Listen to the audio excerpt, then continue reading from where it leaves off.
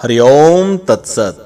धर्म से लगातार जुड़े रहने के लिए और हर मंगलवार, गुरुवार, शनिवार और रविवार को हमारे वीडियोस पाने के लिए चैनल को अभी सब्सक्राइब करें और बेल आइकन दबाकर ऑल वाला नोटिफिकेशन चुनें। ये वीडियो आपके लिए बहुत जरूरी है। अपनी लाइफ के 6-7 मिनट निकालकर इसे जरूर देखें। सत्य सनातन संस्कृति के अनुसार इस पवित्र शब्द में पूरा ब्रह्मांड समाया हुआ है और यह भी माना जाता है कि संसार की उत्पत्ति ओम की ध्वनि के साथ हुई थी। ये छोटा सा शब्द अपने आप में बहुत शक्तिशाली है। ओम शब्द हिंदू धर्म के सबसे पवित्र शब्दों में से एक है और बिना ओम के उच्चारण के लगभग हर देवी देवता की पूजा अधूरी मानी जाती है।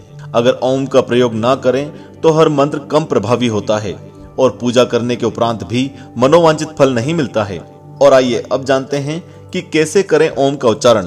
स्वागत है आपका आस्तिक स्पिरिचुअल सीक्रेट्स में। आगे बढ़ने से पहले वीडियो को अभी लाइक कर लें और अब जानते हैं कि कैसे करें ओम का उच्चारण। भले ही ओम का प्रयोग हर पवित्र मंत्र में होता है, लेकिन ओम अपने आप में भी एक संपूर्ण मंत्र है। ओम 3 अक्षरों से मिलकर बना है, अ, उ और म। इसमें अ का अर्थ है उत्पन्न करना, उ का अर्थ है उठाना और म का अर्थ है मौन रहना। इसका मतलब है कि इन तीनों के मिलने का अर्थ हुआ ब्रह्मलीन हो जाना। इसलिए जब भी उच्चारण करें इन तीनों अक्षरों का ध्यान रखें। अ स्वर की ध्वनि से नेवल यानी नाभि में वाइब्रेशन होता है, उ की ध्वनि से सीने में और म की ध्वनि से गले में यानी कि थ्रोट में। इस तरह इसके उच्चारण से नीचे से ऊपर की तरफ ऊर्जा फ्लो होती है और इसके सैकड़ों लाभ हैं। ओम शब्द का इस्तेमाल करने मात्र से ही किसी भी मंत्र का प्रभाव कई गुना बढ़ जाता है। इस शब्द को भगवान शिव से जोड़ा जाता है और इसके जप से भगवान शिव प्रसन्न होते हैं। धार्मिक आस्थाओं के अलावा आधुनिक विज्ञान भी ओम की ध्वनि से होने वाले लाभों का समर्थन करती है। विज्ञान के अनुसार ओम के उच्चारण से निकलने वाली ध्वनि हमारे मन को शांति पहुंचाती है और कई शारीरिक और मानसिक रोगों से निजात दिलाती है। ऐसे कई लोग हैं जिनके लिए मेडिकल साइंस ने कहा है कि उन्हें जिंदगी भर मानसिक रोगों के लिए दवाई खानी पड़ेगी, लेकिन कुछ लोगों ने केवल ओम का उच्चारण से उनकी ध्वनि की शक्ति से अपनी बीमारी दूर कर दी। और इसीलिए आस्तिक स्पिरिचुअल सीक्रेट्स आपके लिए लेकर आया है ये वीडियो।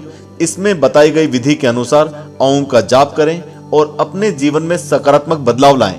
लेकिन आगे बढ़ने से पहले वीडियो को अभी लाइक कर लें और अब जानते हैं जप करने की विधि।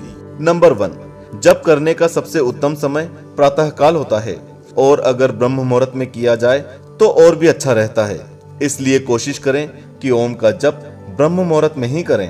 ब्रह्म मुहूर्त सूर्योदय से 1 घंटे 36 मिनट पहले शुरू होता है और 48 मिनट में खत्म हो जाता है। आप इसके शुरू होने से पहले या खत्म होने के बाद भी इसका उच्चारण कर सकते हैं। नंबर 2, ओम का जप हमेशा किसी पवित्र और शांत जगह में करना चाहिए। या तो आप घर में किसी ऐसी जगह करें जहां पर शोर या कोई भी आवाजें ना हो, या फिर आप अपने आसपास किसी मंदिर, बगीचे, तालाब या नदी किनारे या कोई भी एकांत जगह जहां पर आप 1-2 घंटे आराम से जप कर सकें करें। नंबर 3, अगर किसी कारण से आप सुबह जप नहीं कर पाते हैं तो शाम को करें, लेकिन इस बात का खास ध्यान रखें कि जप सूर्यास्त के 1 घंटे बाद तक समाप्त कर लें, क्योंकि कोई भी पवित्र कर्मकांड या पूजा उसके बाद नहीं करनी चाहिए। सुबह सूर्योदय से पहले के 2 घंटे और शाम का 1 घंटा। इसके अलावा रात्रि में ओम का जप ना करें। नंबर 4, आंतरिक शुद्धता के लिए बाहरी शुद्धता भी जरूरी होती है और अगर ओम का जप करें तो शुद्ध शरीर और शुद्ध वस्त्रों के साथ करना चाहिए। जहां तक हो सके सुबह स्नान करके ही जप करें, लेकिन अगर किसी कारणवश स्नान करना संभव नहीं हो तो हाथ मुंह धो लें या गीले कपड़े से शरीर पोंछ लें। स्वच्छ और ढीले कपड़े पहनें। नंबर 5, जप को जमीन पर बैठकर ना करें। कुश का आसन या चटाई आदि बैठने के लिए बहुत आरामदायक होते हैं और अच्छे रहते हैं। चमड़े के बने आसनों पर नहीं बैठें, क्योंकि वो हिंसा से बने होते हैं। चटाई या जो भी आसन हो उस पर पालती मारकर बैठ जाएं और पद्मासन में कमर को सीधा रखते हुए बैठें। सुबह के समय पूर्व की ओर और शाम के समय पश्चिम की ओर मुंह रखें।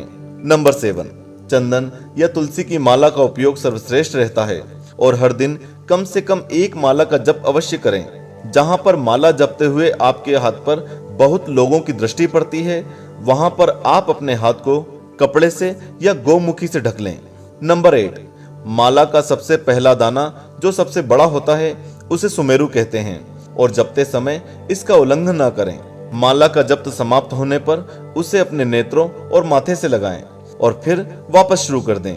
नंबर 9, अगर आप कहीं लंबी यात्रा कर रहे हैं, किसी रोग से पीड़ित हैं, किसी रोगी की सेवा में लगे हैं या ऐसी कई परिस्थितियों में स्नान करना संभव नहीं हो पाता है, ऐसे में मानसिक जप करते रहें।